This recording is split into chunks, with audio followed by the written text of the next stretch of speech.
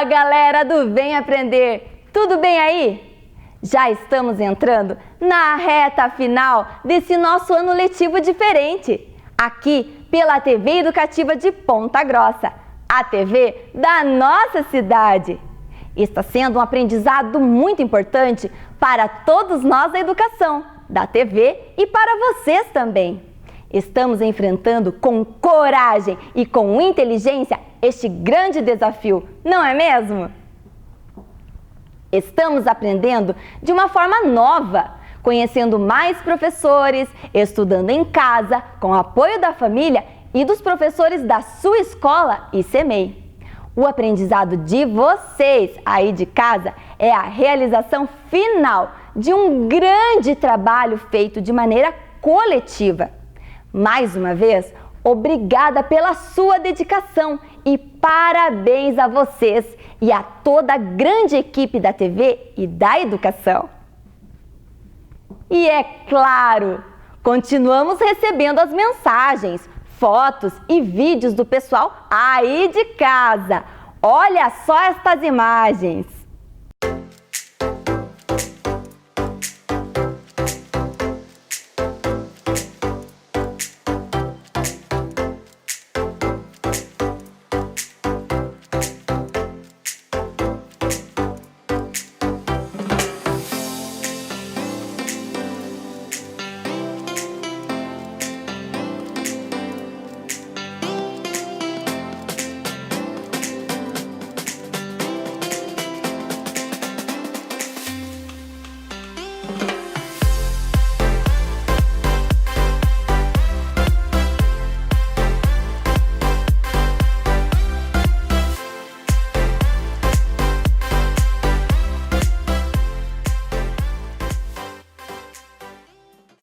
Obrigada, pessoal! Vocês enchem de orgulho nossos professores e professoras.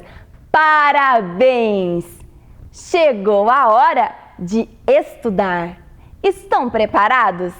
Então, vamos começar! Fique agora com as aulas do 4º e do 5º ano do ensino fundamental.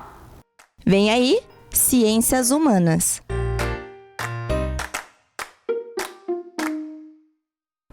Olá, crianças! Bom dia para vocês! Vamos hoje para mais uma aula de Ciências Humanas. Como início da nossa aula, nós vamos ver os objetivos. Identificar os problemas ambientais que circundam em nosso país. Reconhecer que o ser humano é o maior responsável pelos problemas ambientais existentes no planeta. Então, o tema da nossa aula de hoje qual é? Problemas ambientais no solo, na água e no ar. Então, nós vamos ver quais são esses problemas e o que eles podem trazer de malefícios para nós. O planeta Terra precisa de cuidados. Então, olha só, o nosso planeta Terra, nós já vimos que ele existe há bilhões e bilhões de anos. Mais ou menos 4,5 bilhões de anos. Então, é muito tempo. Faz bilhões de anos que nós temos aqui toda esta água e toda essa vegetação. E o ser humano, quando surgiu no planeta Terra, ele começou a utilizar esses recursos naturais. Ele começou a utilizar a água dos rios, dos oceanos, começou a utilizar a vegetação. No início, ele utilizava apenas para ele próprio, né? Para ele se alimentar, para ele tomar banho, para ele beber água. Com o passar do tempo, o ser humano começou a utilizar esses recursos para ganhar dinheiro. Vocês já estudaram aqui em outras aulas passadas a história do dinheiro, do comércio. Então o ser humano começou a ver que se ele vendesse esses recursos naturais, ele conseguiria um pouco de dinheiro. E cada vez ele começou a querer mais dinheiro. E foi aí que a Terra se deu mal, o planeta Terra. E aí nós vemos nessa imagem aqui, metade da Terra bem bonitinha, azul, com as árvores bem verdinhas. E aqui do outro lado, olha só, a Terra pegando fogo, a árvore queimada. E ainda que sobrou uma árvore, né? Porque muitas árvores já estão cortadas, já estão acabando. para nós podermos começar e ver mais sobre o meio ambiente, sobre os problemas da Terra, os problemas ambientais da Terra, eu trouxe aqui para vocês uma música. O nome dessa música é Natureza, de Hélida Santos. E quem vai interpretar essa música para nós são os professores de musicalização. Vamos prestar atenção?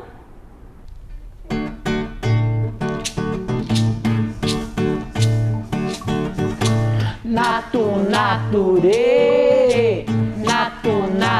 zaza, natuza, natureza. A natureza precisa de mim, a natureza precisa de ti. Da natureza precisamos cuidar, senão sem ela nós vamos ficar. A natureza precisa de mim, a natureza precisa de ti. Da natureza precisamos cuidar, senão sem ela nós vamos ficar. A natureza está a clamar, a natureza está a chorar, que não consegue mais respirar com as queimadas que estão no ar. Lugar de lixo não é no chão, poluição eu não quero não. Vamos agora unir nossas mãos, conscientizar a nossa nação. A natureza precisa de mim, a natureza precisa de ti. A natureza precisamos cuidar, senão sem ela nós vamos ficar. A natureza precisa de mim, a natureza precisa de ti. A natureza precisamos cuidar, senão sem ela nós vamos ficar. Cuide da natureza, ela precisa de mim, ela precisa de ti.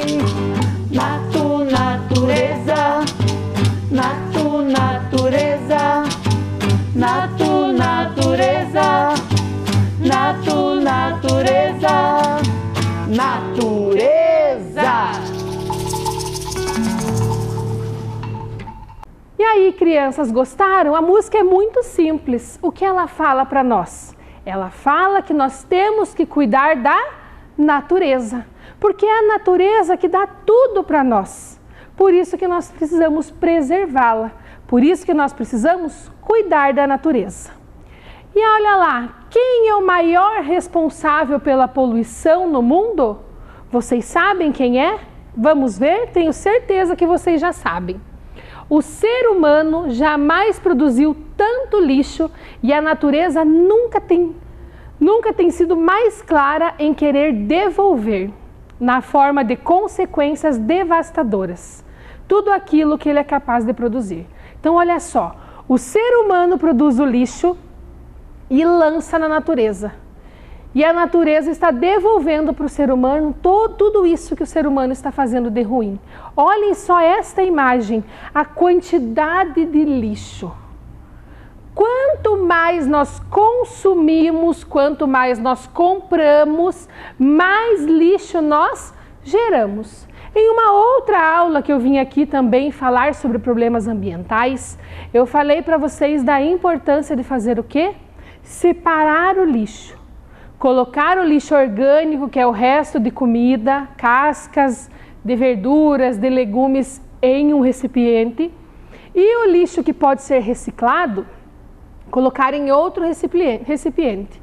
E aí, entregar nos locais corretos. Existem vários pontos de coleta para o lixo reciclado, que na verdade não é lixo, é o material reciclado, que ele vai poder se transformar em outros produtos. E aí, olhem só nessa imagem, a quantidade de material reciclável que não precisava estar aqui, se o ser humano tivesse mandado para o local correto. Mas será que é isso que acontece? Nem sempre. E aí nós vamos ter lá, principais problemas ambientais no Brasil. Nós temos lá 3 principais problemas ambientais no Brasil. Primeiro, poluição da água. A poluição da água muitas vezes acontece sem querer. Como assim? Existem pessoas que não têm tratamento de esgoto na sua casa. Pensem lá, quando vocês vão ao banheiro, lavam a louça para ajudar os pais, vão tomar banho, a mãe lava a roupa, toda essa água sai pelo ralo. E quando ela sai pelo ralo, para onde será que ela vai? Ah, na maioria das casas, espero que na casa de vocês, tem um cano que vai levar toda essa água suja para a usina de tratamento da Sanepar, onde essa água vai ser tratada e vai voltar para a nossa casa para nós podermos consumir novamente. Mas existem algumas casas que não existe esse tratamento de esgoto. E aí o que acontece?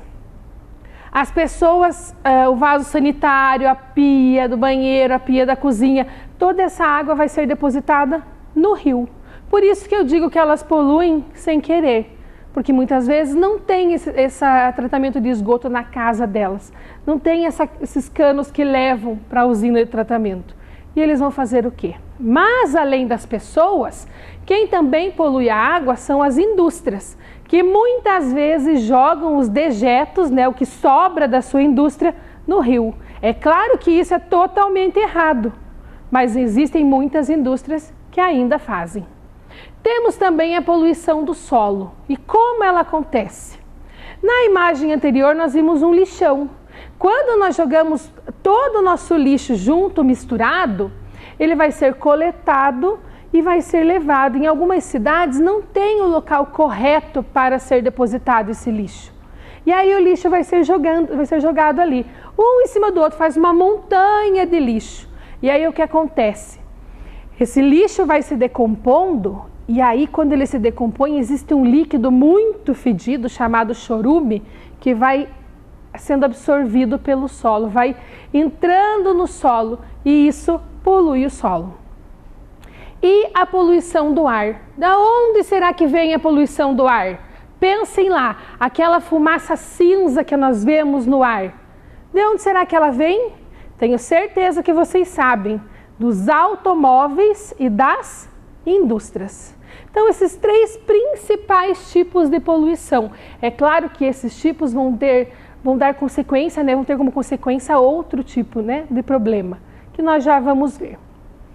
Ameaças ao meio ambiente. Segundo o IBGE, que é o Instituto Brasileiro de Geografia e Estatística, que ele faz pesquisas para saber tudo o que acontece com as pessoas e com os países e o planeta, cerca de 90% dos municípios brasileiros apresentam problemas ambientais.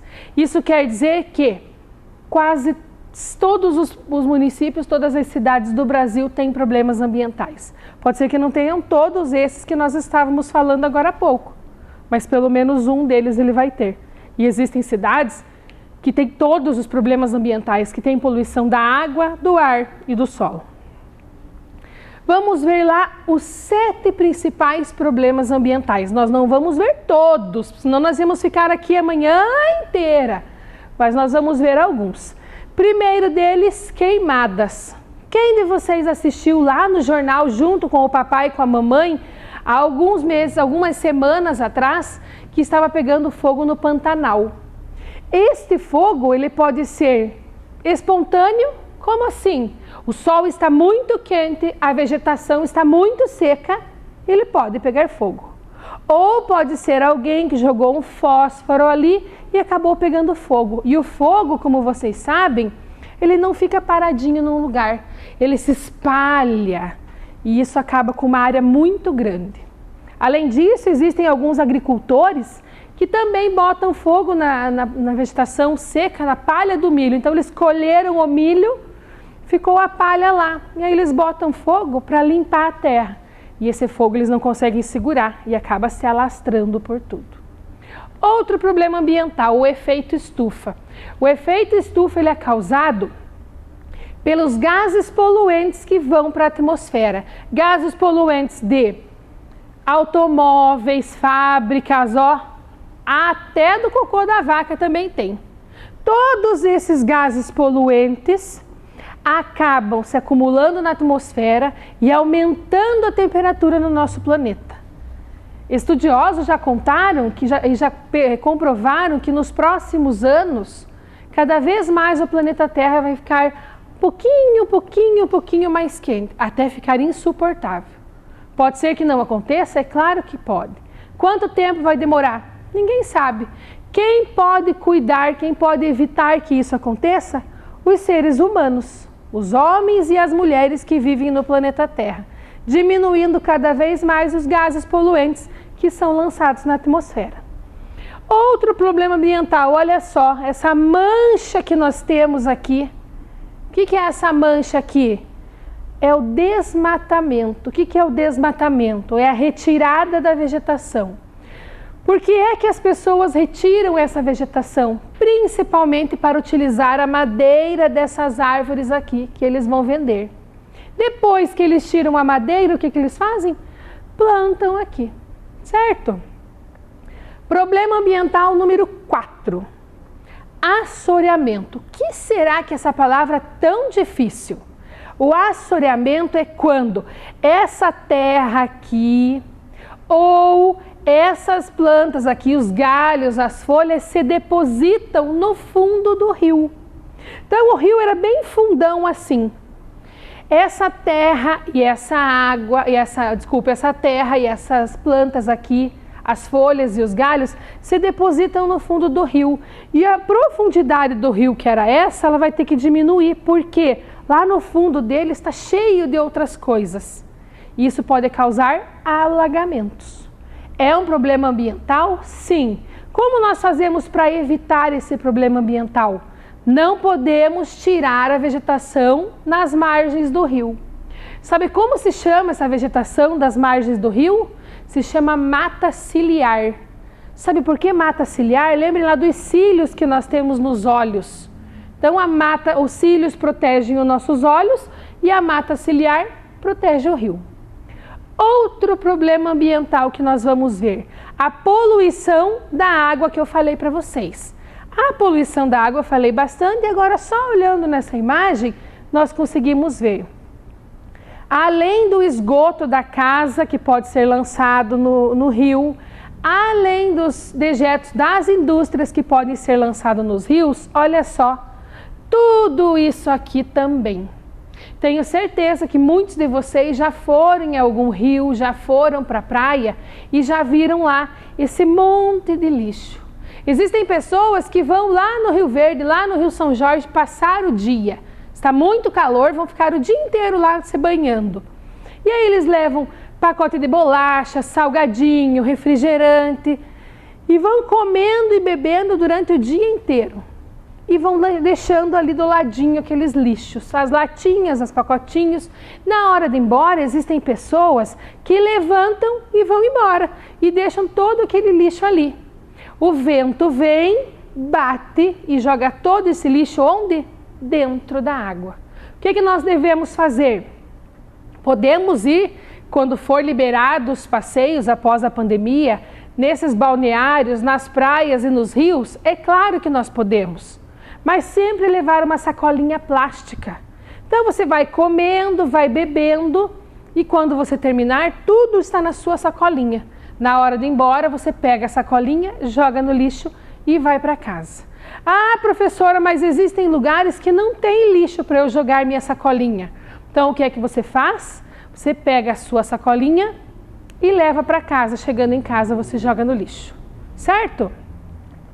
Outro problema ambiental. A poluição do solo consiste em alterações físicas, químicas ou biológicas nessa superfície, podendo afetar tanto os seres humanos como os outros animais e plantas. Esse problema pode ocorrer por conta das atividades industriais, de mineração, agricultura, descarte inadequado do esgoto doméstico, chorume, que é aquele líquido do lixo que eu falei para vocês, e atividades agropecuárias, entre outras causas.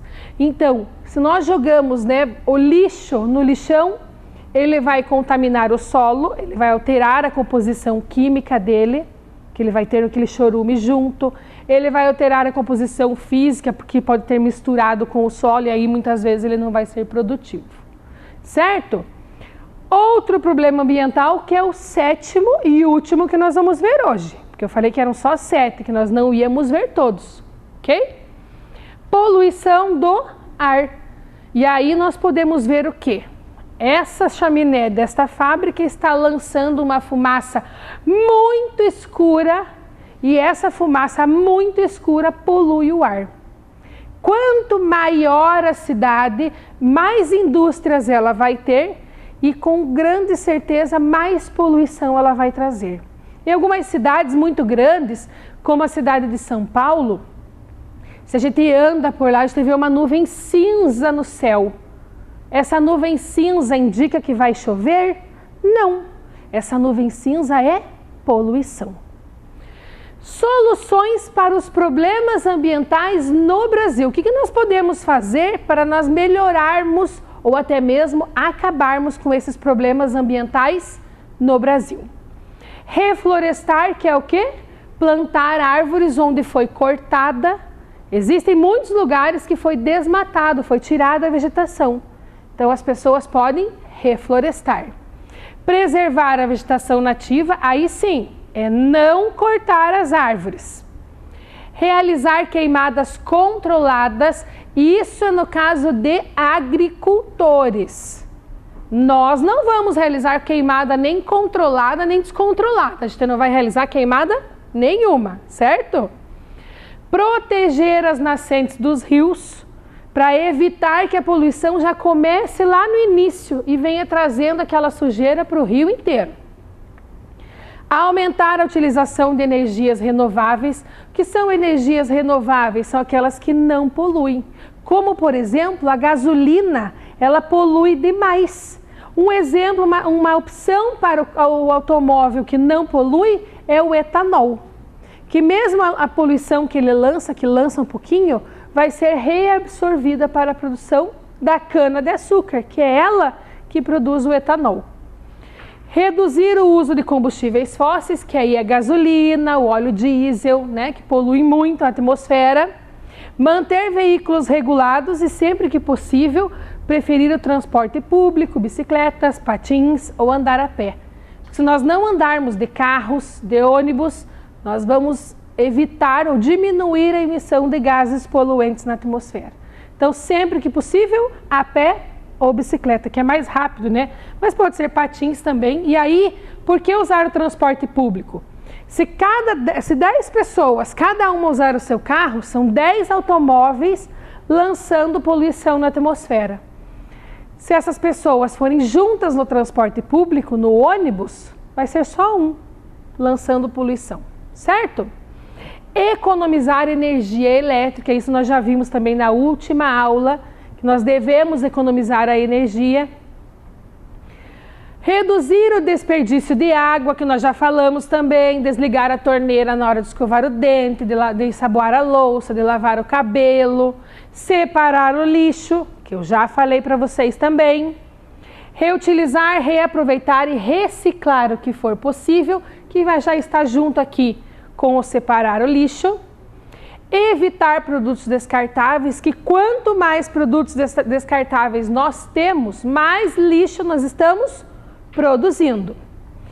Não jogar lixo no chão, né? Porque esse lixo lá na rua, ele vai se acumulando no bueiro e ele vai causar enchentes. E depois não adianta chorar se a água invadir a casa, não é mesmo? Reduzir o consumo, quanto menos coisas nós comprarmos, menos lixo nós vamos gerar. Próximo então, denunciar empresas que agridem o meio ambiente. Então, se cada um fizer o seu, nós já estamos cuidando do meio ambiente.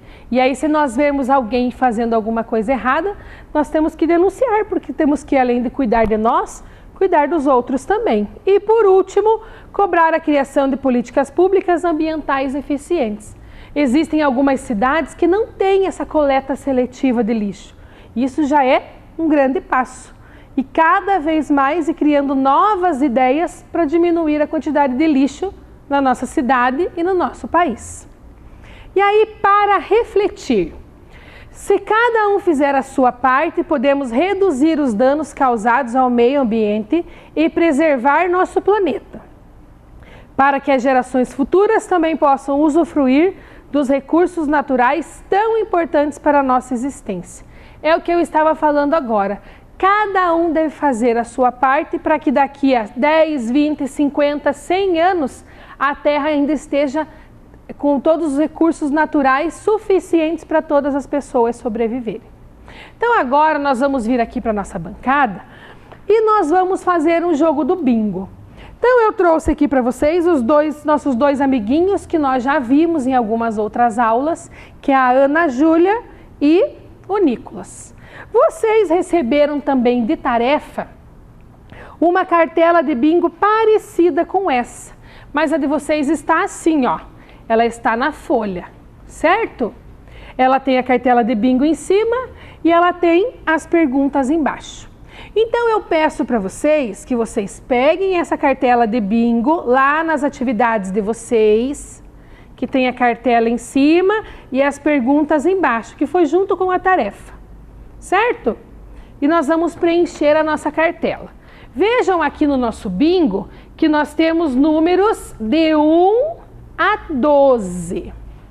Mas nas perguntas de vocês existem 13. Por quê? De 1 a 12 aqui tem um bônus aqui em cima, número 13. Então, em cada um desses quadradinhos, nós vamos colocar um número.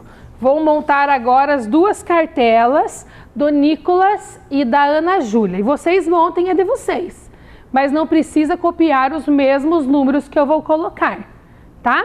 Tem de número 1 a 13, cada número dentro de um quadradinho. Então, eu vou colocar o deles aqui. Vou colocar um nessa também, certo?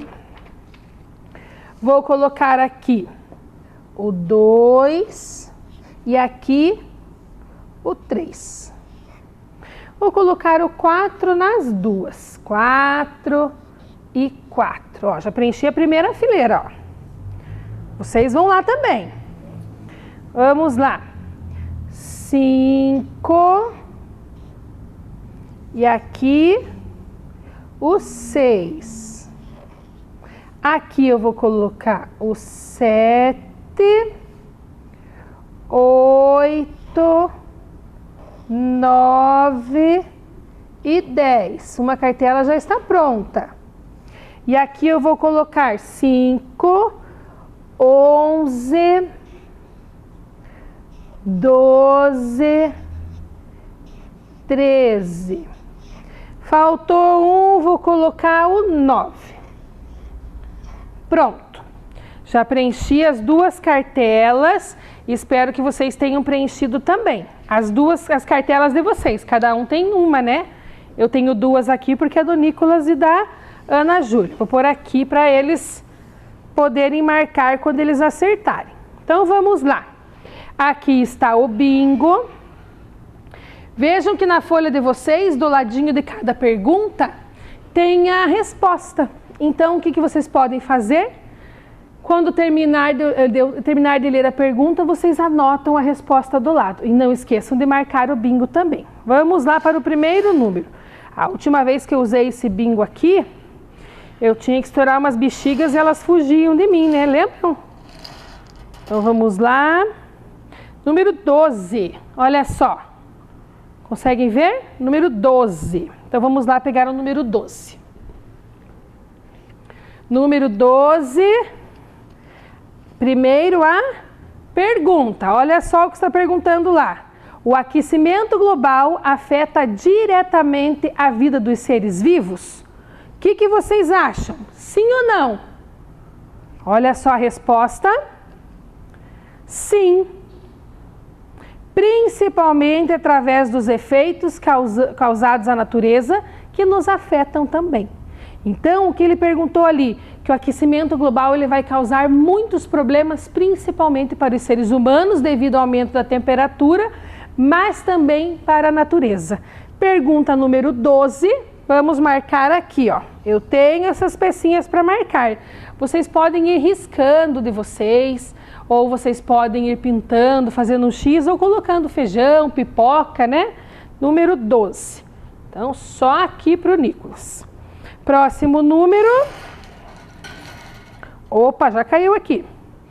Número 4. Olha só. Número 4. Vamos ver qual é a pergunta? Aqui, número 4. A pergunta do número 4. Cite 3 problemas ambientais presentes em nosso país. Lembram lá que eu falei para vocês 7 problemas ambientais? Vocês conseguem lembrar 3? Vou dar a chance aqui para vocês, olha só. Queimadas, assoreamento, poluição da água, e aí nós temos também poluição do ar, poluição do solo, o lixo. São todos esses problemas ambientais que vocês podem responder do ladinho ali do número 4, tá? Então vamos marcar aqui o número 4, aqui. Olha lá, os dois têm, tanto a Ana Júlia quanto o Nicolas. Marquei um para cada um. Vamos agora para o próximo número. Vou tirar esse daqui que já caiu aqui. Opa, caiu 2.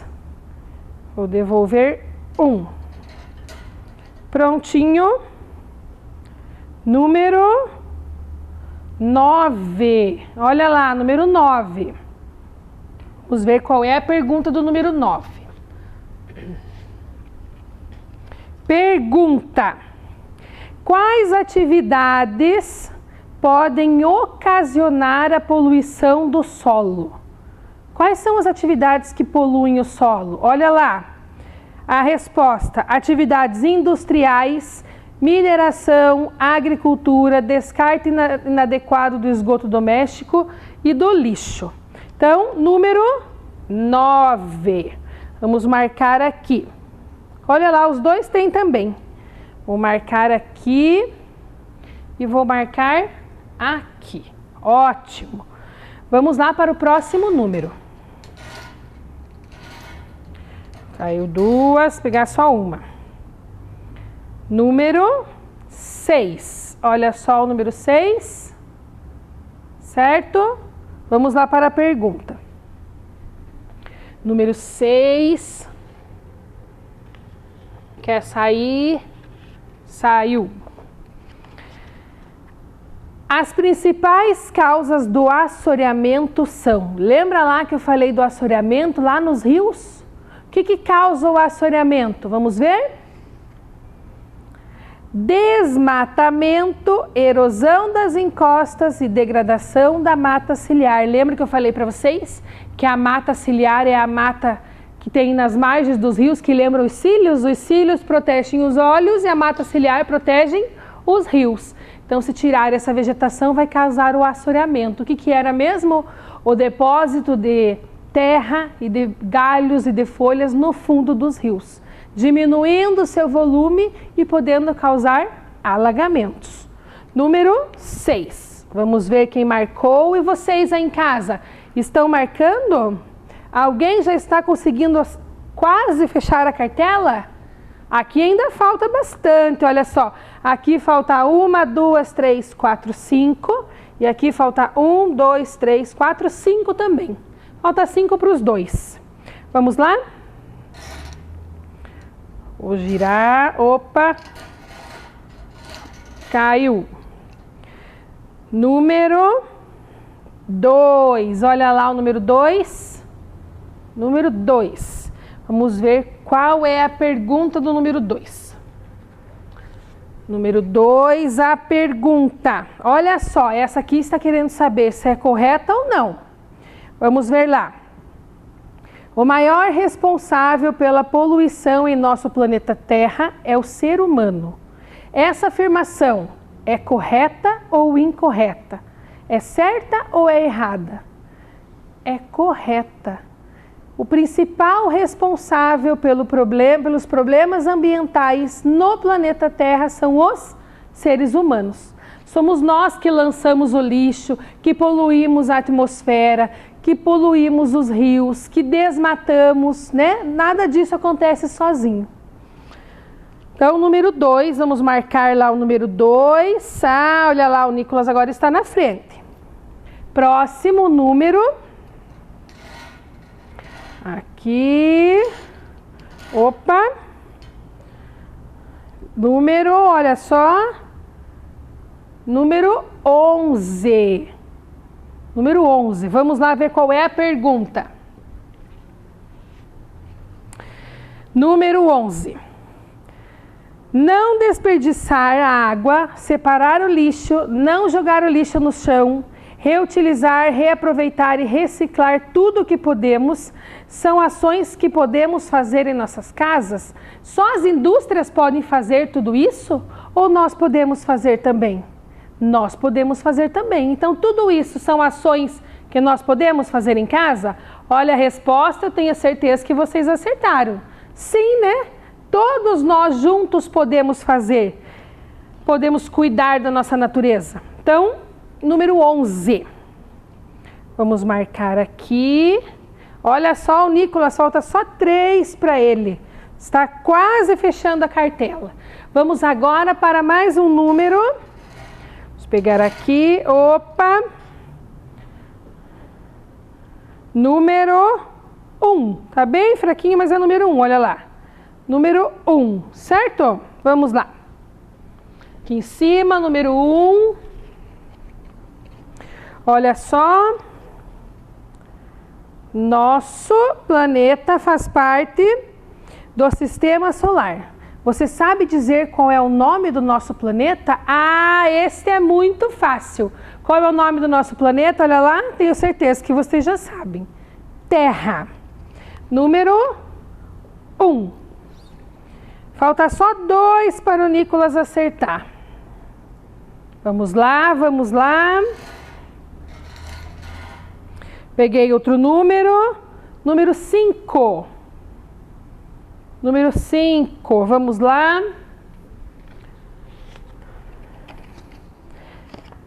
As queimadas são altamente prejudiciais. Elas liberam um gás que intensifica o efeito estufa. Como é o nome desse gás? Ai, ai, ai, olha lá a resposta. O nome desse gás é gás carbônico. Muito bem. Número 5. Olha só, se sair o número 13, o Nicolas vai ganhar. Número 5. Vamos torcer então. Vamos ver se ele vai ganhar ou se vai ser a Ana Júlia. Opa, derrubei 2 aqui, vou devolver 1. Que número é esse? Quase derrubei. Número 7. Vamos lá? Número 7. A poluição das águas, independente da forma como ocorra, pode ocasionar danos para quem? Quem será? Olha só a resposta. Para os seres humanos e todos os outros seres vivos, além de prejudicar a agricultura e o turismo. Então, primeiro, os seres humanos, mas todos os outros seres vivos, as plantas ou os animais. Número 7. Aqui, vamos lá, vamos lá. E eu acho que vai dar toda a cartela, a gente não vai terminar. Número 3. Vamos lá para a pergunta de número 3. Alguns problemas ambientais são consequências do consumismo. Uma das consequências do consumismo é a produção de... Consumismo é comprar muita coisa. Quando a gente compra muita coisa, a gente aumenta a quantidade do quê? Olha só. Do lixo. Muito bem. Número 3. Ixi, agora. Faltam 8, 10 e o 13. Vamos girar lá. Que número que saiu? Ixi, número 8. Número 8.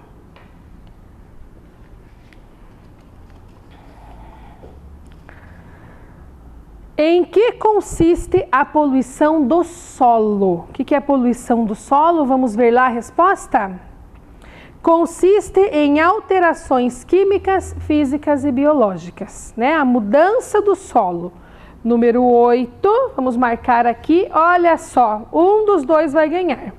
Se sair o número 10, é a Ana Júlia que vai ganhar. Se é o número 13, é o Nicolas. Vamos balançar. Balançar, balançar. Opa! Olha lá. Número 10.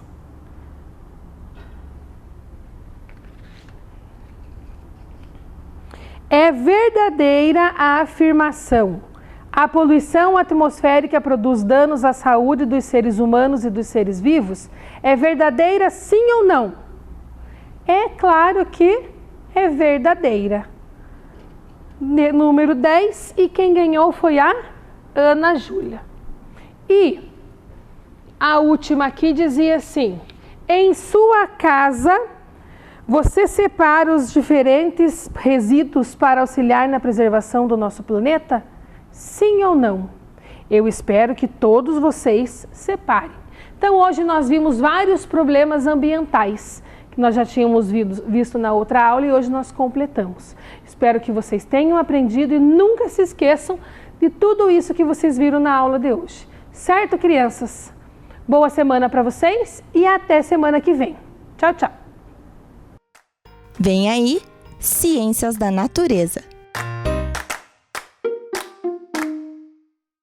Olá, sejam bem-vindos a mais uma aula de Ciências da Natureza. Eu sou a professora Tamara e gostaria de convidar vocês, alunos do 4º e 5º ano, para nos acompanharem nessa aula que está bem iluminada. Vamos lá? Então, vamos relembrar os 3 conceitos básicos para sermos um bom cientista.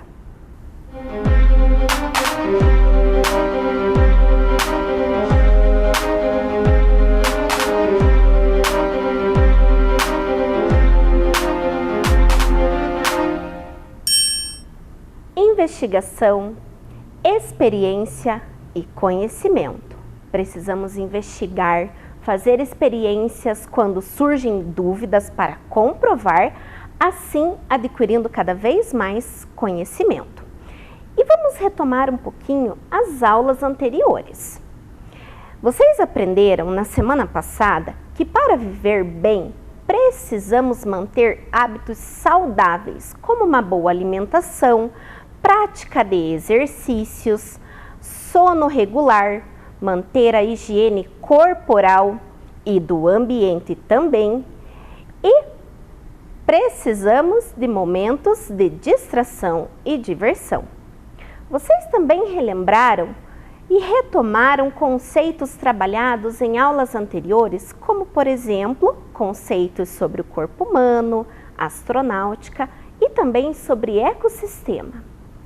E agora, na nossa aula de hoje, temos como objetivo conhecer a história da invenção da lâmpada e as alterações ocorridas no processo e no decorrer dos tempos.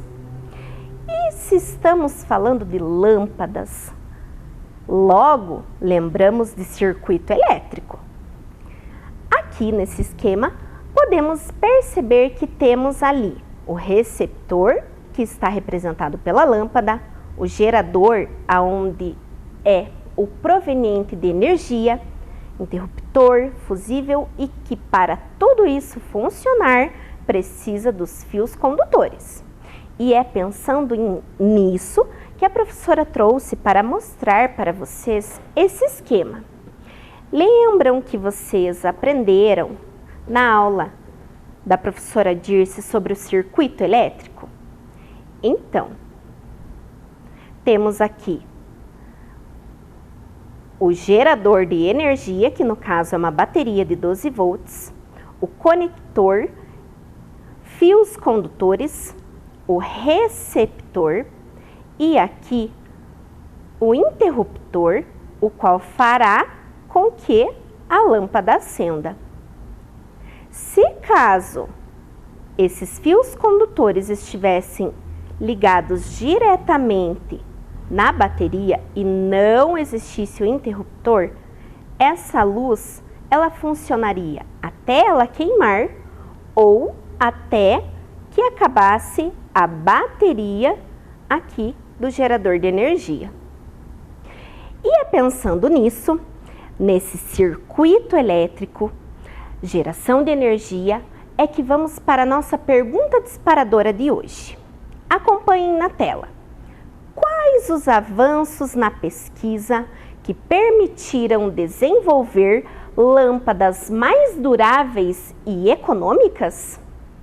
Bem, alguns alunos da Rede Municipal de Ensino de 4º e 5º ano já mandaram algumas hipóteses aqui para a produção do nosso programa. Vamos acompanhar. A Stephanie, do 5º ano, a Flávia, do 4º ano, e a Beatriz, do 4º ano, mandaram as seguintes hipóteses. A primeira delas é que foi através de muitos estudos e vários testes que conseguiram desenvolver as lâmpadas. A outra hipótese, eu acho que as pesquisas levaram às lâmpadas de LED. E a outra é que a evolução da energia fez com que as lâmpadas também evoluíssem, para poderem ter uma maior durabilidade, resistindo à chegada de alta tensão e a transformando em uma voltagem menor, onde a lâmpada esquentasse menos. Bem, no decorrer da nossa aula, iremos verificar essas hipóteses. Mas, pensando em tudo isso, como era antigamente, quando não existia energia elétrica? Aqui, nessa imagem, vocês podem observar que esse objeto é chamado de lamparina e era um outro tipo de recurso para obter luminosidade nos lugares. A professora trouxe aqui alguns objetos que eram utilizados como outros tipos de recursos para ter luminosidade, já que não existia a energia elétrica. Esse primeiro objeto é chamado de lanterna de carbureto. Aqui nesse recipiente abaixo era colocado esse minério chamado de carbureto, que é uma junção de cal e carvão, e aqui nesse recipiente acima era colocado água. A água, entrando em reação química com esse minério, formava um gás acetileno, o qual era utilizado como combustível para que ateasse fogo e acendesse uma chama aqui. Esse conector servia para regular a intensidade da chama, assim permitindo que a pessoa escolhesse se poderia ser mais luminoso ou menos. Após a lanterna de carbureto, começaram a existir as lanternas a querosene.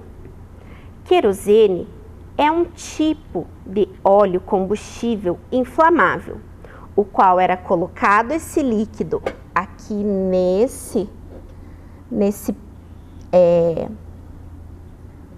reservatório, e aqui essa alavanca as pessoas poderiam levantar, o qual levantasse o vidro, ateando fogo ali dentro, naquele cordão, e após feito isso, a pessoa poderia também regular a intensidade da chama.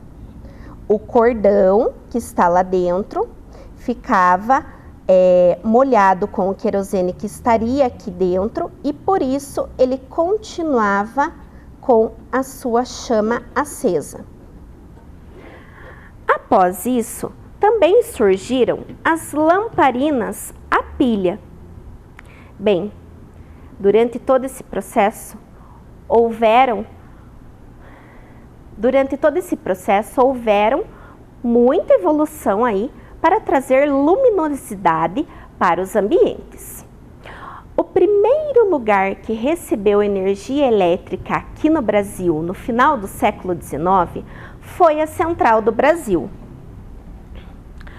Atualmente, lá funciona o centro rodoviário onde ficam os metrôs no Rio de Janeiro.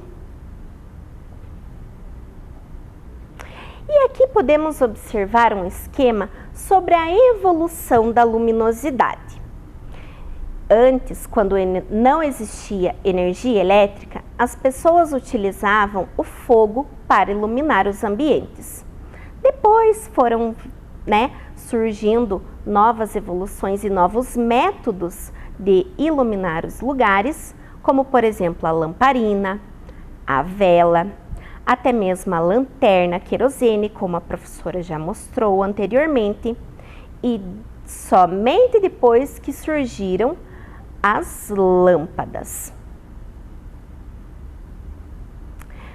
É importante a professora comentar que antigamente, quando não existia energia elétrica, nos centros urbanos existiam os postes de iluminação pública que também eram acesos com algum tipo de líquido combustível para que fosse ateado fogo. Quem realizava esse serviço eram os faroleiros, que eram responsáveis pela iluminação pública. Eles subiam em cima de uma escada e com uma vara ateavam fogo ali dentro do poste para que a iluminação continuasse acesa. E depois disso, foi acontecendo a evolução das lâmpadas. Hoje em dia, temos diversos modelos de lâmpadas e também preço para todos os bolsos. Então, pensando na evolução da lâmpada, é que vamos para a nossa experiência de hoje. Anotem os materiais. 8 pilhas de 2 prendedores de metal, estilo garra de jacaré, um grafite 05, copo de vidro, fita adesiva e fios de cobre.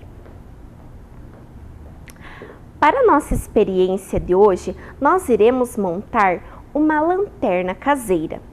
E para mostrar essa experiência, temos hoje a participação especial da professora Dirce, que já trabalhou com vocês, alunos do 4º e 5º ano, sobre o circuito elétrico e sobre a luminosidade. Professora Dirce, venha fazer a demonstração para nós de como que funcionará aqui a nossa experiência.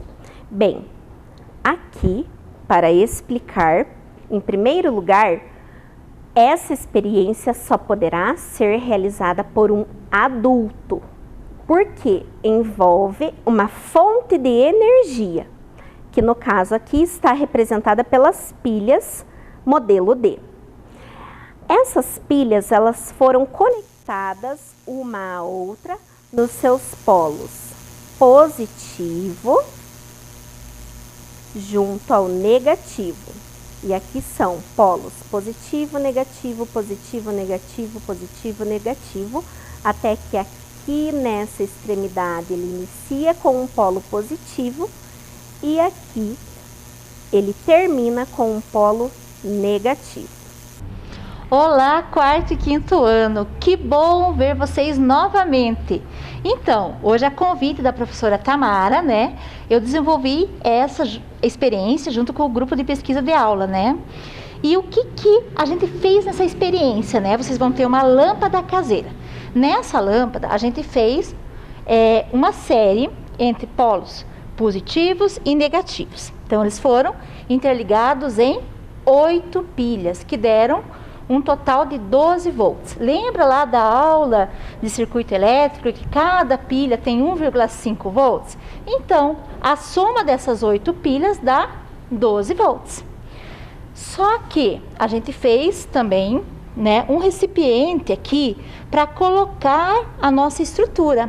A nossa estrutura foi montada com 2 jacarezinhos de metal, que são uma espécie de prendedores. Foi colocado um grafite 0,5, tá? A professora vai tirar aqui para vocês verem, para observarem como que é o tamanho do grafite. Ó, é esse grafite aqui, 0,5, então ele é muito fininho. E ele foi colocado nos jacarezinhos, tá bom? Porque ele vai ser o filamento da nossa lâmpada caseira. Os jacarezinhos, né? Eles foram ligados aqui, foi descascado um pouquinho o fio, né? Essa película protetora de plástico e foi ligado aqui nos 2 jacarezinhos. E nós colocamos uma fita isolante para eles ficarem bem presos. E aqui nas pontas, nós deixamos, né, também a parte de cobre aparecendo. Só que essa experiência tem que ser feita sempre por um adulto. Então agora, nós vamos colocar um lado no polo positivo, né, que até aqui, vocês podem ver que tem uma cor bem vermelhinha aqui, para a professora, né, colocou aqui para mim saber qual lado é o polo positivo, e aqui o polo negativo, tá? Bem ali no centro das baterias. Vamos lá.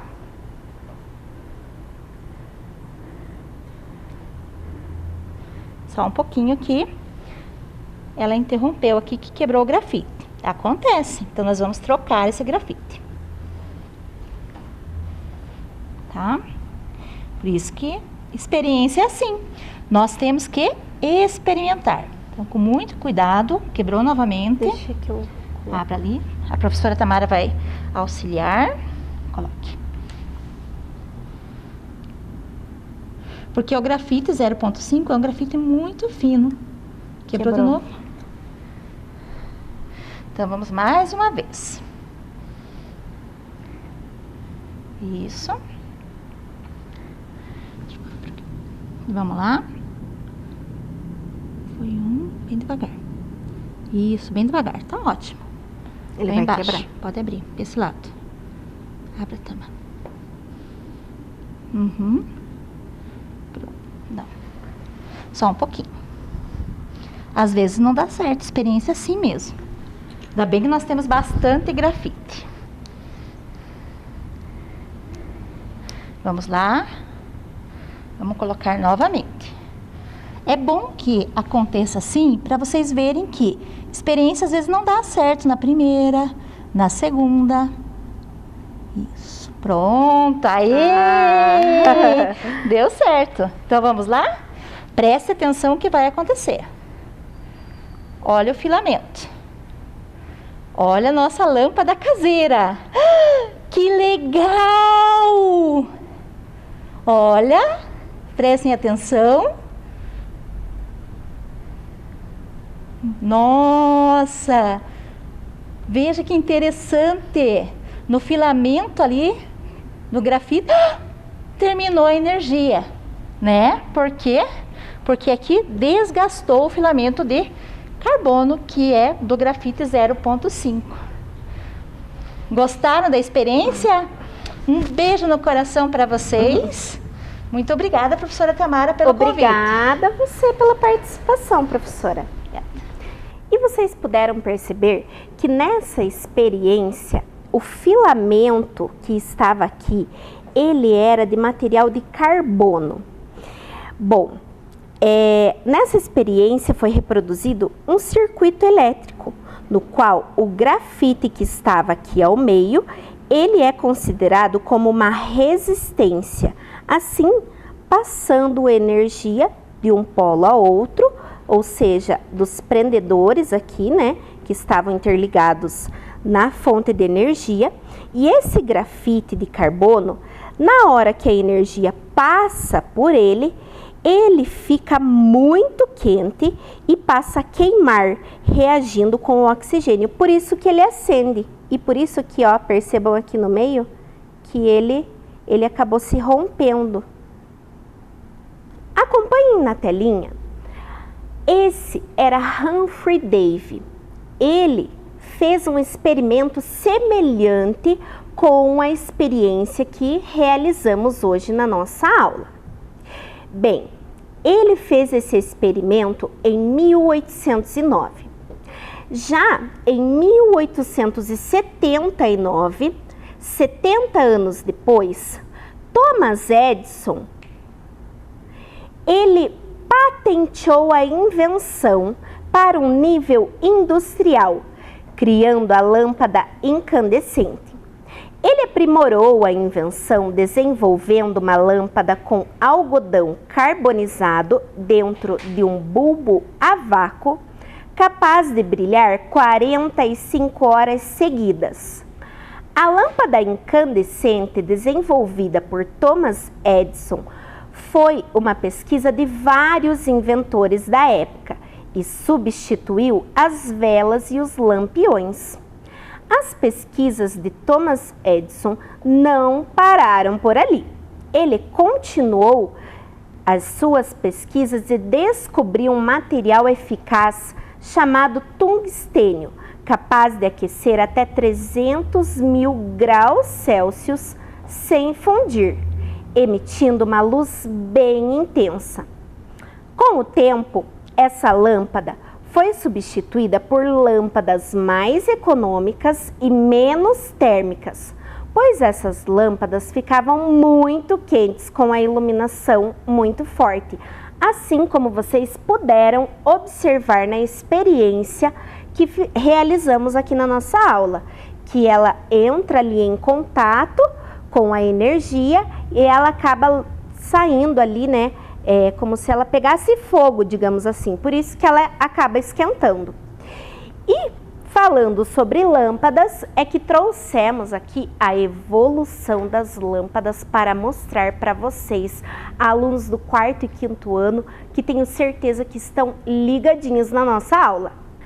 A primeira lâmpada que foi patenteada por Thomas Edison foi a lâmpada incandescente. Percebam aqui no seu interior, tem ali um filamento que está ligado com 2 fios conectores, assim como mostramos na nossa experiência. Esses fios condutores que estão conectando ali o filamento ao meio é como se fossem os prendedores de metal da nossa experiência.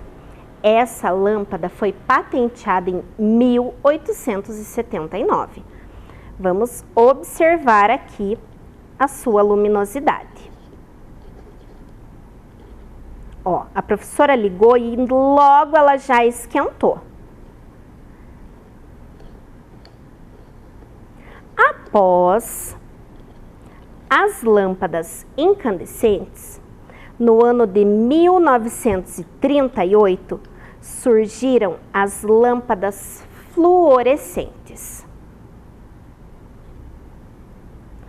Já começou a ter uma evolução da tecnologia aí, com o surgimento de novos materiais, né, para a produção dessas lâmpadas, e que foi possível com que a luminosidade ficasse um pouco mais intensa e elas já não esquentassem tanto como as lâmpadas incandescentes.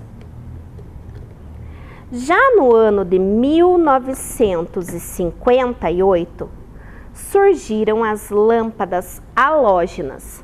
Percebam que o seu formato é bem parecido com a incandescente. Porém, o que muda é o material dentro do seu interior. Verifiquem aqui que ele é diferente.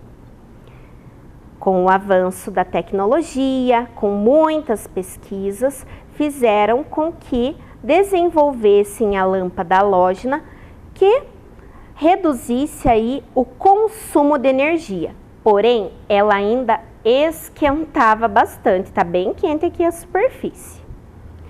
Foi então que depois de muitas pesquisas, estudos, é que em 1989 foi desenvolvida a lâmpada de LED.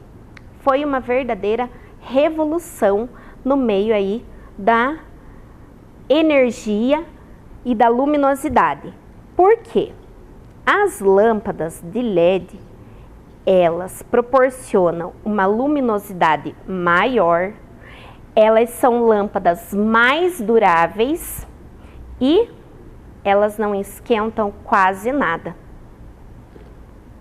E agora, nos dias atuais, como as pesquisas não param por aí, ainda bem que existem muitos pesquisadores e é por isso que a professora Tamara gostaria de pedir assim, que vocês tivessem uma paixão especial em pesquisar, em investigar, porque precisamos de pesquisadores para fazer novas descobertas.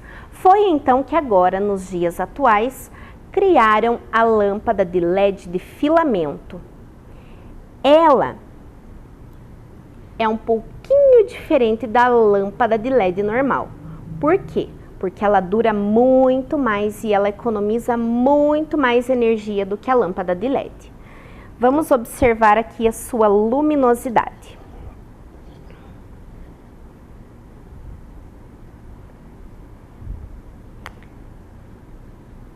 Não esquenta quase nada. E aí, gostaram de descobrir um pouquinho mais sobre a evolução das lâmpadas? Ah, eu tenho certeza que sim. Bem, as pesquisas não pararam por aí na lâmpada de LED de filamento. As empresas automobilísticas começaram a pesquisar atualmente lâmpadas a laser. Verifiquem aqui nessa imagem. E como a professora estava comentando, as lâmpadas a laser, elas atingem uma maior área de luminosidade. Verifiquem aqui nas imagens. Enquanto uma lâmpada de LED pode atingir 100 metros ou até 300 metros de área de luminosidade, uma lâmpada a laser pode chegar a atingir até 600 metros de luminosidade. É uma grande invenção aí que veio a contribuir com pesquisas e estudos para melhorar as lâmpadas. E falando em pesquisas e o melhoramento das lâmpadas através de novas tecnologias, é que vamos acompanhar o porquê que é necessário que tenha a evolução dessas lâmpadas. Acompanhem na tela comigo. Vamos falar um pouquinho sobre o consumo e a vida útil das lâmpadas. Enquanto as lâmpadas incandescentes, lá quando foram patenteadas em 1879, o consumo dela era alto, a sua vida útil era de até 1000 horas com a lâmpada ligada. Já as lâmpadas halógenas, o seu consumo também era alto, porém a sua vida útil durava o dobro do que uma lâmpada incandescente, chegando até 2000 horas com a lâmpada ligada. Já com as lâmpadas fluorescentes, o consumo já começou a ficar um pouco mais baixo e a sua vida útil também começou a aumentar, chegando até 6000 horas de lâmpada ligada. Agora, com as lâmpadas de LED, o consumo é baixíssimo e a durabilidade dela é muito maior. Ela pode chegar até 25.000 horas com a lâmpada ligada. Bem, agora vamos acompanhar a linha do tempo da luminosidade. Aqui na história da iluminação, nós pudemos perceber desde o começo da aula, quando a professora explicou para vocês que existiam outros recursos para ter luminosidade nos ambientes. Em 1780 existia a lâmpada a óleo. Bem, era um recipiente que havia um pavio e aqui nesse pavio era ateado fogo, assim tendo, a chama ali acesa e iluminando os ambientes. Já em 1792 surgiram as lâmpadas a gás, com um tipo ali de óleo ou até mesmo de combustível que fizessem com que a chama continuasse acesa por mais tempo. Como a professora já havia falado, em 1879, Thomas Edison patenteou as lâmpadas incandescentes. Já em 1938, começaram a surgir as lâmpadas fluorescentes. Em 1962, surgiram as lâmpadas de LED. Bem, o seu inventor, que foi Nick Holoniak, disse que a invenção das lâmpadas de LED foram como uma verdadeira mágica. E em 1989, que começou a surgir ali, entre 1990 até os anos de 2010, é que começaram a ser comercializadas as lâmpadas de LED para uso doméstico. E atualmente, a partir de 2015, surgiram as lâmpadas de LED em luminárias para leitura, também havendo aí uso de materiais cada vez melhores para produzir lâmpadas mais duráveis e atingindo uma maior área de luminosidade. Bem, e aí? Vamos voltar para a nossa pergunta disparadora da aula de hoje? Acompanhem lá na telinha.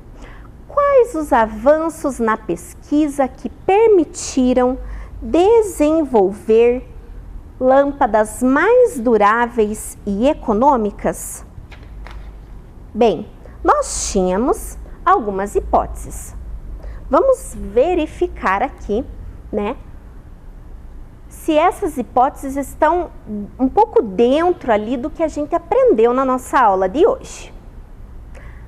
A primeira delas dizia: foi através de muitos estudos e vários testes que conseguiram desenvolver as lâmpadas. Bem, como pudemos perceber, os experimentos eles precisam ser testados, até que a gente consiga atingir aí o nosso objetivo. Até na nossa própria experiência, o nosso grupo de pesquisa de aula precisou pesquisar muito e testar várias vezes para que desse certo a nossa lâmpada caseira. Então, muito bem, através de muito estudo e pesquisa que é desenvolvido aí a evolução das lâmpadas. A outra hipótese dizia: eu acho que as pesquisas levaram as lâmpadas de LED. Muito bem, é através de muita pesquisa e de muitos experimentos, experiências, que chegaram até as lâmpadas de LED, a qual utilizamos hoje, com um consumo baixo de energia, e elas esquentam menos e duram mais. A evolução da energia fez com que as lâmpadas também evoluíssem para poderem ter uma maior durabilidade, resistindo à chegada da alta tensão e a transformando em uma voltagem menor, onde a lâmpada esquentasse menos. Isso mesmo, também como houve a evolução das lâmpadas, houve também a evolução do circuito elétrico e de como a energia elétrica chega até as nossas residências, com fios que duram mais, o circuito ali de filamentos e fios que transportam a energia até a nossa casa ou até a nossa escola, por exemplo, ou os ambientes onde vivemos. E também ali a situação de maior durabilidade também é positiva ali e interfere. Resiste à chegada da alta tensão. Bem, através de muito estudo e de muita pesquisa, que são desenvolvidas lâmpadas em que convertem ali a tensão da energia elétrica até converter em energia luminosa. Muito bem, então o que podemos concluir é que os avanços na pesquisa permitiram o desenvolvimento das lâmpadas por meio de tecnologias que envolvem o uso de novos materiais, tornando-as mais duráveis as lâmpadas, econômicas e menos poluentes. Muito bem! E aí, será que conseguimos hoje, alunos do 4º e 5º ano, atingir o objetivo da nossa aula, que era conhecer a história da invenção da lâmpada e as alterações ocorridas no processo e no decorrer dos tempos? Ah, eu acredito que sim, pois vocês prestaram atenção na aula e puderam descobrir a evolução da lâmpada, como ela foi se tornando mais durável, com o seu consumo mais baixo. E é pensando nisso que a professora gostaria de propor a tarefa da nossa aula de Ciências da Natureza.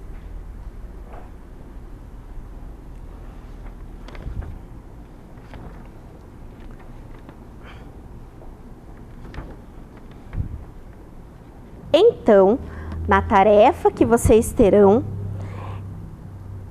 o desafio de encontrar aqui no caça-palavras algumas palavras que foram pronunciadas na nossa aula de hoje sobre as descobertas da evolução das lâmpadas e então preencher as lacunas completando as frases.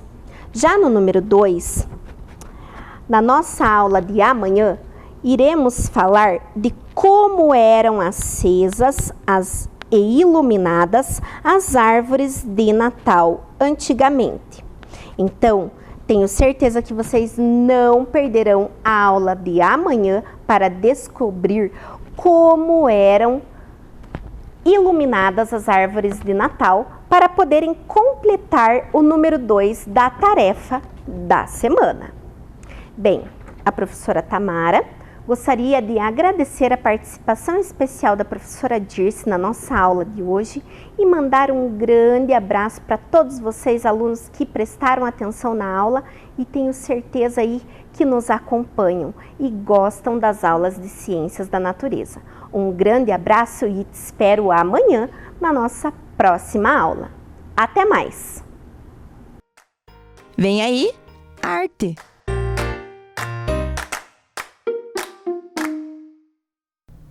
Olá, crianças! Bem-vindos à nossa aula de hoje. E estamos chegando num momento muito especial da nossa vida, da nossa história, do nosso ano, que é a festa do Natal, não é mesmo? Que esse ano será comemorado um pouquinho diferente. Mas como estamos perto do Natal e estamos numa aula de artes, e como a arte está sempre ao nosso redor, em todos os lugares, o Natal também está presente nas artes e a arte presente no Natal. E é sobre isso que nós vamos ver hoje, o Natal nas artes. Aqui temos a representação, né, de todas as linguagens, o coral, a dança, a pintura, certo? E quando falamos em artes natalinas, a gente já pensa imaginamos os enfeites das portas, o pinheirinho, mas de onde teria surgido essa ideia? Muito tempo atrás, ainda com Martinho Lutero, quando ele teve essa ideia de pegar um galho seco e enfeitar com velas para mostrar para a sua família como seria uma noite estrelada quando Jesus teria nascido. Então foi isso que ele fez, decorou um lindo galho com velas como um enfeite natalino. Mas muito antes de Martinho Lutero chegar com essa ideia do enfeite da árvore de Natal, nós tivemos artistas que pintaram o nascimento de Jesus Cristo em tela. Lá na Idade Média, quando começou a surgir as pinturas, as primeiras tintas, né, os primeiros artistas, eles retrataram o Natal nas obras natalinas. Então nós podemos observar aqui essa pintura do nascimento de Jesus, do presépio, lá do período do gótico, né? As crianças do 4º e 5º ano já estudaram. Temos também uma imagem do Renascimento, que também mostra o presépio. E aqui, depois do Renascimento, e tem um movimento barroco, que vocês ainda não estudaram, mas que essa é uma imagem que retrata bem, né? A luz refletindo o menino Jesus que acabou de nascer, tá? Então, essa é uma maneira de retratar o Natal nas artes plásticas. Também temos os artistas brasileiros que fizeram esse trabalho lindo e maravilhoso. Semana passada, se eu não me engano, nas aulas de artes, vocês estudaram sobre a xilogravura, não é mesmo? Que é feito na madeira, depois é passado tinta e tiram-se as cópias. Esse artista, o J. Miguel, lá de Pernambuco, também fez uma xilogravura sobre o nascimento de Jesus Cristo. Olha, aqui a gente pode perceber o presépio, Jesus e Maria, os animais, os reis magos chegando, certo? Então, temos artistas brasileiros que fazem isso também, Aqui nós temos uma pintura do Max Almeida, lá de Maceió. Parece uma pintura de criança, não é mesmo? Mas é um estilo de pintura, a arte naif. E foi um artista brasileiro, nordestino, que também retratou o nascimento de Jesus. E aí eu trago uma curiosidade, uma coisa linda para vocês. Olha só, o que vocês observam aqui? Nós temos os artistas aqui no Brasil que pintam com os pés e com a boca, porque eles não têm braços. Nasceram com uma deficiência, nasceram por causa de uma doença ou até por causa de acidente, que perderam os braços, perderam as mãos. Mas mesmo assim, eles têm dentro deles a arte, né? Eles são artistas, porque a arte vem da cabeça da gente, vem do nosso corpo, vem da nossa essência. E eles passaram a pintar segurando o pincel com a boca ou com os pés. E olha que arte mais linda que eles fazem. Eles têm uma associação, pode passar, que todos os anos eles pintam motivos natalinos e fazem cartões de Natal. Porque os cartões antigamente eram muito usados. Hoje em dia eles são usados, ainda continua, né? As pessoas não podem comprar um presente mais caro, então oferece um cartão de Natal para as pessoas como um presente de Natal. E esses artistas dessa associação, eles pintam motivos natalinos e eles vendem os cartões como uma forma de sobrevivência, é um salário que eles têm para ajudar no dia a dia da sua família. Então, se vocês quiserem procurar lá, pintores, artistas que pintam com os pés e com a boca. Lindo trabalho, não é mesmo? Também temos dentro da arte no Natal, através das esculturas. Essa imagem que vocês estão vendo aqui, se vocês observarem bem, nós temos aqui Maria, o menino Jesus, está meio grandinho, né? Mas é o menino Jesus. E aqui vocês podem ver os 3 reis magos que levaram os presentes para o menino Jesus no presépio. E é uma escultura muito antiga que está no museu lá na Holanda, onde nasceu Van Gogh, certo? Então temos a escultura nas artes. Aqui no Brasil, nós temos um artista plástico que chama Oceano Cavalcante. Nome diferente, né? Ele é lá de Minas Gerais e ele também faz a sua arte em escultura, também representando o presépio natalino.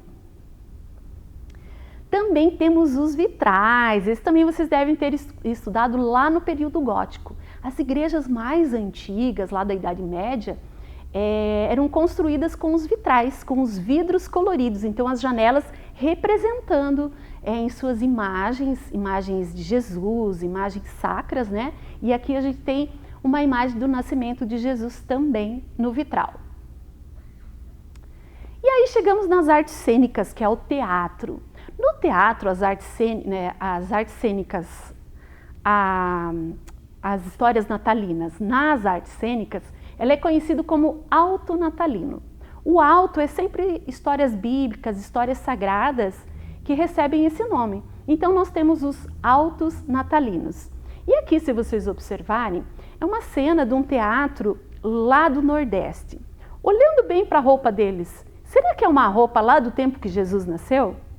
Não, né? Olha só, bem diferente, aqui tá parecidinho. E olha a roupa da Maria. Se vocês conseguirem enxergar, ele é todo feito de fuxico. Fuxico é um artesanato feito em tecido que as mulheres costuram e fazem pequenas rodinhas, como se fossem pequenas florzinhas. Olha aqui, ó. E depois vai emendando uma na outra. Então essa já é uma característica lá do Nordeste, né? O artesanato brasileiro que está presente no nascimento de Jesus. Se a gente fosse fazer um desenho do presépio hoje, como será que seria, hein? Eu acho que os pastores teriam máscaras. Será que os bichos também teriam máscaras? Não sei, algo para pensar aí. Quem sabe você pode fazer o seu desenho do presépio nos dias de hoje e mandar para a gente aqui também uma foto. O que vocês acham? Legal, né? E continuando, nós vamos chegar nessa parte que todo mundo gosta, que é a música no Natal, as músicas natalinas, que sempre acontecem com a apresentação dos corais. Tem coral infantil, coral só de mulheres, coral só de homens, coral onde se misturam todas as pessoas, certo? E sempre com músicas belíssimas. E agora eu vou contar um pouquinho da história do coral aqui na nossa cidade. Vocês sabiam que desde 1993 já existiam cantatas natalinas com os alunos das escolas municipais? Isso mesmo, faz tempo, hein? Você que deve estar assistindo aí, com certeza o seu pai ou a sua mãe pode ter participado dessa cantata. Pergunta em casa. E essa cantata acontecia na nossa Estação Saudades, esse prédio lindo, maravilhoso que nós temos aqui na nossa cidade. As crianças ficavam nas janelinhas, olha só, era todo decorado e lá nas janelinhas tinham grupos de crianças que ficavam para cantar. E aqui os pais todos assistindo orgulhosos dos seus filhos, né? Mas com o passar do tempo, o nosso prédio infelizmente foi ficando meio caidinho, meio destruído, precisando de uma reforma, porque é muito antigo mesmo, e ele ficou por um bom tempo fechado. Aí as cantatas de Natal aconteciam lá no Parque Ambiental, no palco, ou mesmo na plataforma da Estação Saudade já aconteceu, no correio, nas lojas, em vários lugares, no supermercado, essas cantatas foram acontecendo. Olha só quem está aqui nessa foto. Reconhecem? É a professora Eveli, não é mesmo? Se sentiram falta dela aqui? Pois a professora Eveli está trabalhando em casa, lá fazendo toda essa parte dos vídeos, das fotos para a gente, porque ela está esperando o bebê, por isso que ela não veio mais participar com a gente lá, aqui. Mas ela está lá, bem juntinho de nós, certo? Então ela também tinha um coral. Então as escolas municipais participam com essa parte da música no Natal. Agora, olha só quem está aqui. Vocês conhecem essa equipe? Pois nós trouxemos uma mensagem para passar para vocês, para terminar a nossa aula de hoje, muito especial, né? Nós passamos um ano juntos aí bem diferentes, mas vocês estão sempre aqui no nosso coração, mesmo que a gente não esteja enxergando vocês. E nós, da equipe do Vem Aprender, trouxemos uma mensagem para vocês. Então, ouçam com atenção e espero a foto das atividades de vocês aí, que vocês vão receber, que é muito bacana. Um grande abraço. Nós estamos aqui na Estação Saudade hoje, gravando algumas músicas de Natal. Estamos aqui com a equipe de professores de musicalização do programa Vem Aprender. E neste espaço, porque é um espaço histórico para nós, em 1993, nós gravamos aqui nas janelas da Estação Saudade a primeira cantata de Natal com as crianças. E nós não poderíamos deixar passar o Natal sem os pontagrossenses curtirem e celebrarem o Natal com as músicas que nós estamos gravando em diversos espaços públicos aqui da nossa cidade.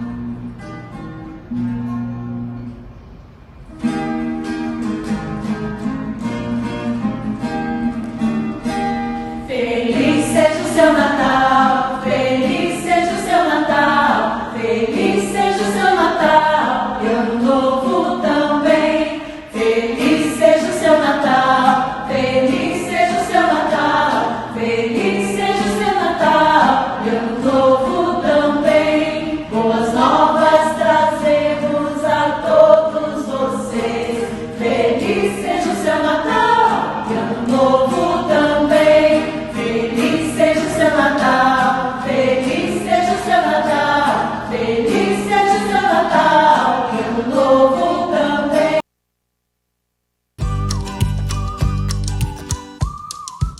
É isso aí! Chegamos ao final de mais um dia de aulas aqui no Vem Aprender.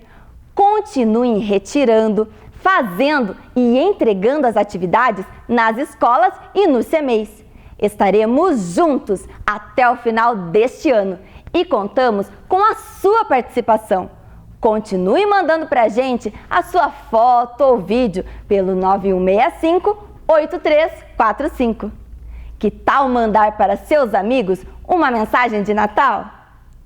Para ver de novo este programa, acesse o Face ou o YouTube da TV Educativa.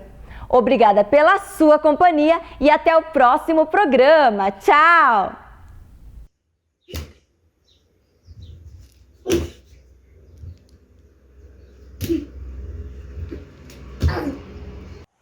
Olá, galera! Hoje eu vim falar para vocês o que é Natal. Natal é uma data muito importante, que é o nascimento de Jesus. E também, é claro, o Papai Noel e seus amigos trazem presentinho para vocês, crianças. Então foi isso, criançada. O Papai Noel e seus amigos já vai, então. Um Feliz Natal! Ho, ho, ho! Oi, gente. Agora eu vou declamar um poema que meu avô fez. Professoras e professores, as minhas saudações. Sabedoria e inteligência, ninguém segura a educação. Professoras, meu abraço no jeito de hoje em dia. Não podemos chegar perto por causa da pandemia. Ano novo já está aí, não vai ter confraternização. Com fé e esperança, para mim só gratidão. Logo mais estaremos juntos, estudando Somos Mil. Com fé e esperança, para a grandeza do Brasil. Autor Aníbal Garcia Gonçalves.